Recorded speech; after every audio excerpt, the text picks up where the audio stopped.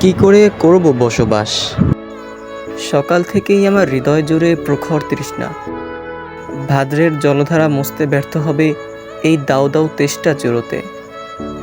বনপোড়া সিংওয়ালা হরিণের মতো অসহায় দৃষ্টিতে তাকাই এদিক ওদিক, যেন চলেছি বিঢপ চালে এক মরু পথে। নেকড়ের মতো খেঁকিয়ে ওঠা রোদ আমাকে ভাজছে কাবাব রূপে।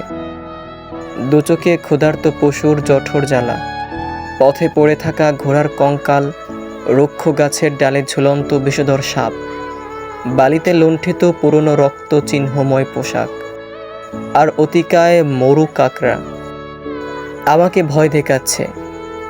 হোঁচট খেয়ে বারবার বালিতে মুখ থুবড়ে পড়ি। আমার চোখের তৃষ্ণা আর বুকের তেষ্টা একযোগে আর্তনাদ করে মরু নদীর মতো। আজ তোমাকে দেখার সঙ্গেই হৃদয়ের দুকুল ছাপিয়ে জেগে ওঠে তৃষ্ণা নিবারণী জলময়তা। আমাদের দুজনের দুটি হাত পরস্পর চুম্বন ধারায় ভাসতে থাকে কিছুক্ষণ। আমার মুখবয়বে আন্দোচ্ছ্বাসের ঝাপটা দেখে তুমি মুগ্ধ হলে। কয়েক মিনিট পরেই আমার মুখের বিষণ্ণতার উকিঝুঁকি দেখে তোমাকে স্পর্শ করে মন খারাপের নীলাভ আঙুল। তুমি আমার বিষণ্ণতার উৎস জানতে চাইলে আমি নিজের অসুস্থতার কপট উচ্চারণ করি।